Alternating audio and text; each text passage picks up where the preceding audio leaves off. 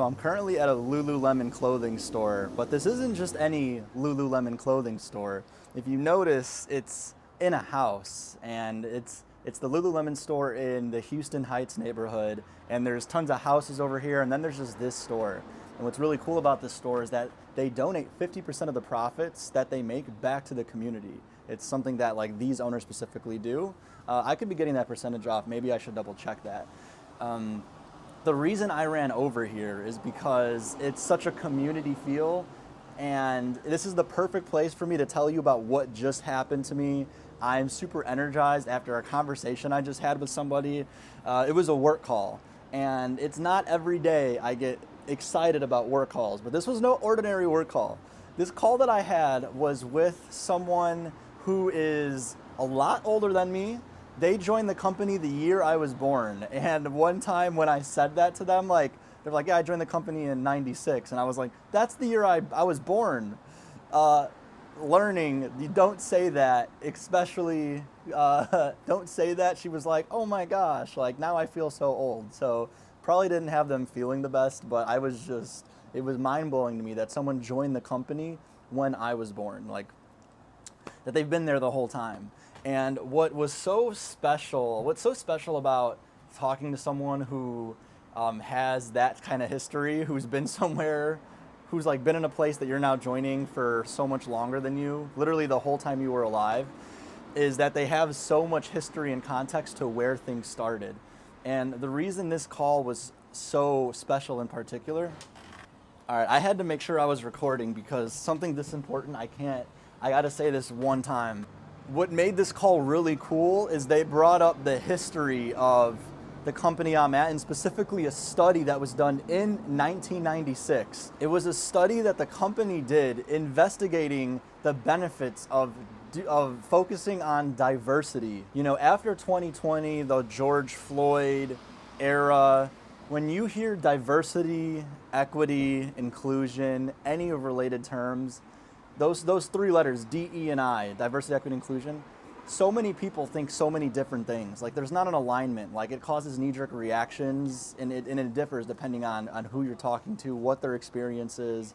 Often if they're included in, if they were passionate about the George Floyd group or not. And what was interesting about that study is they decided to start having initiatives and focus on diversity, but it's not for the reason you would think. When you look at the study for why they decided to do diversity in the company, it wasn't because they wanted to put certain groups of people, like certain demographic groups, like Black, Hispanic, Asian, ahead of others. It wasn't to pay people more. The reason was because they realized that they needed to, it would make the people better and the people would make the company better. I mean, ultimately there were people reasons behind focusing on diversity. And it wasn't specific to any one group. And so when I asked her today, I was like, all right, fast forward to 2024, I'm like, that study, did anything change today? Do we still do diversity for the same reasons? And she said, the reasons are the exact same. Like the reasoning behind doing diversity hasn't changed at all in 27 years. People think that, you know, when we do diversity efforts, specifically in a company, they think it's like to be nice people. You think it's because, you know, we want to be lovey-dovey or we want to focus on certain groups. And although we do, you know, love being loving and all of those things, and we do like to be nice, that's not why we do it. We do it because diversity allows, understanding diversity and your place in it and how everyone has a role allows you to focus on just being who you are without having to put a mask on. And when everyone does that and everyone supports everyone just being themselves and not putting a mask on, everyone becomes their best selves, and then they're more creative, and then they enjoy going to work more, and then the business does better because the people are doing better, and then everyone gets bigger bonuses at the end of the year. And I'm thinking like, man, we do all these calls on diversity, and you know, if you look at like the title of the calls, it's like diversity, intersectionality, and that's like the name of the session. And it's like people don't know how to feel. If you were to make a session called diversity, how to get a bigger bonus at work, that would get people's attention. And that's important because that's ultimately the why behind why we do it. It really is a win-win. And so, you know, so many people I'm sure I've already lost some people talking about diversity instantly. Knee-jerk reaction, I'm angry, I get out because I was wronged, because these people think they should have it so easy. What about my hard life? You know, what was so interesting from her perspective, and she is the diversity person, is she's like, look, diversity, these all effort, we're not even trying to change your mind. You can feel, however you want. We're not trying to change your worldview. We're not trying to put certain groups ahead. It's all about just respecting other people's and allowing them to be their best selves so that you can be your best self. And once she kind of reframed the purpose of diversity in that, it made me, it was something that was clicking for me, and it was like, okay, wait a second. We need to be on the same playing field, and clearly everyone is not. And when you understand that, it's like, diversity really has a place for everyone. I mean, right now, in Texas specifically, all diversity councils were banned at the university level. And I think that might be a federal thing as well. I could be wrong, but like diversity offices were literally forced to shut down and not be a part of the school curriculum. And I think that is because diversity programs were viewed as specifically teaching about certain groups of people and how they were wronged and how, we should acknowledge that in everything we do today. And I'm not here to talk about how to make up for the past, how to make right what all the wrongdoings done in the past. But when I look at right here today, how to get everyone on the same page is focus the diversity efforts on how everyone can just feel like themselves and how we can all work together and collaborate better. And I never would have gotten this perspective if I didn't talk about someone who wasn't there from the OG days. And I think about just how blessed I am to have a conversation with someone on a top topic that they've been passionate about for as long as I've been alive, and hearing where, after 27 years in that space, they end up landing somewhere that it's like things have not changed since 1996. Like we still have this, you look at that study, we still have the same issues that are going on today. And it was a wake-up call for me for two reasons. First off, to really make more of an effort to talk to people that are older than me, because people enter and leave your life spontaneously, unexpectedly. People will enter and leave your life. You never know when it's gonna be the last time you talk to someone. And in a context like work, where someone's retiring soon, you at least kind of know that, so you value that so much more. And even if they don't have a current understanding of like some of these new trends, they have such a foundational understanding of where we came from, and I think that helps me now attune to what I want to pay attention to going forward. I think about how consumed people get and what's going on today and all these issues, and every issue that pops up, it's like, oh my God, this is a new issue we've never had before.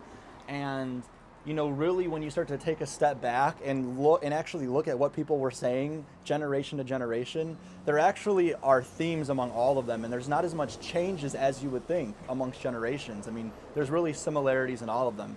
One of my favorite examples, and Vsauce has a great video on this, is when you look at newspapers from the 1920s, there's articles in there talking about how magazines are the new short information, things that don't take any brain power, and kids just have their heads buried in magazines. And what are we going to do with kids these days? And things were everyone was so much more present back in the day.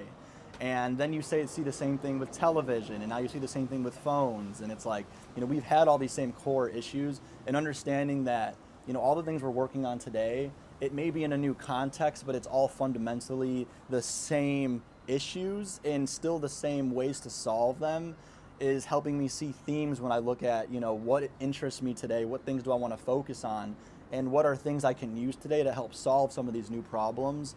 I think I'll be able to find a lot of those solutions in some of these same ideas that were brought up again in 1996. What's interesting about this Lululemon is their diversity statement is on the window, right on the front of the page. It says, "Welcome. As a member of our community, we expect you to join us in acting with humanity, respect, and empathy for everyone. We do not tolerate racism, discrimination, harassment, or hate." The dilemma with diversity is, you have Texas shutting down diversity programs because there's such an in-group, out-group feeling for people. It's like everyone's split on two sides. But when you look at how it's applied, in this case, it's to respect humanity. It's really meant to dissolve the in-group versus out-group thinking. But that is the place that diversity has in everyone's head. I'm currently involved in a few different diversity initiatives, and it started off as me being interested in diversity has allowed me to be myself no matter where I go. So can I find this theme throughout other places? And it's been a hard journey because even when I talk to my own family, not going to put my sister on blast, and I have a few of them, so not going to, could be any of them. But when I first talked to my sister about diversity, when I texted her about it, she instantly shut down. She's like, she had a hard place. I don't get why other people should be treated differently than me. And, I see how people instantly shut down. The learning I've had from even having these conversations with other people is you have to realize where everyone lands on a spectrum. And I think this is for any idea, but when it comes to someone's willingness to talk about diversity, just being yourself in any situation and treating other people how they want to be treated and keeping that as the sole definition and just making sure everyone's aligned, you have to realize everyone's going to be on a different journey for how much they believe in that. And if you have someone who's kind of in the middle, you could probably talk to them and change their mind and get them on the same page. But if you have someone who has, only knows diversity as some of these, through social media and some of these videos that are, algorithms that are targeted to get you angry, and that's all they know. If you have a conversation with them, they're all the way on the other end of the spectrum. They're jaded when it comes to diversity, and you're not going to be able to change their opinion just through conversation. I think understanding where people lay on that conversation, what their knee-jerk reaction is when they hear that word, will help you understand how much energy to put into that conversation. Because if someone is all the way over here and they don't even want to hear about it, their mind's not going to be changed just through conversation. You have to realize that their mind's only going to be changed through feeling, through actually living a different life experience, because they've already lived a life experience that tells them differently. So words in and of itself isn't going to get them over. And so it's helped me when I think about who I want to engage with, how I actually want to have a productive conversation and when to engage. It's first aligning that if I'm going to have this conversation on diversity, that someone's on a spectrum where they're willing to use our conversation as a canvas and platform to actually get to a better place and more alignment, as opposed to I'm here, I'm jaded, and I don't, let me tell you my feelings about how I've been wronged by this situation or how I haven't been treated right because they get all the attention, but I've been wronged. I didn't grow up rich. I didn't have all these benefits that they say I do. And so I think this is an important alignment to have with everyone so that we can all encourage each other to be our best selves. It's okay to make mistakes. It's okay to forgive, but let's have this conversation. And when you do have people that are on this jaded end of the spectrum, just being more intentional on how you loop them along and maybe feeling them out. And instead of trying to just tell them how great diversity is, maybe just show them by allowing them to be their jaded selves and not attack, not saying that they're wrong, but just allowing them to be that and start to have them experience, actually living diversity, which is allowing them to be that, understanding them and not necessarily trying to change their worldview, but, just treat them how they want to be treated, which is probably with respect. And then once they have that respect, they'll probably start to treat you with respect. And that's kind of the first step in living with the value of diversity, which is really what you're trying to get to. This whole conversation that I had, the whole experience really reinforces that one of my favorite aspects of diversity is diversity of age.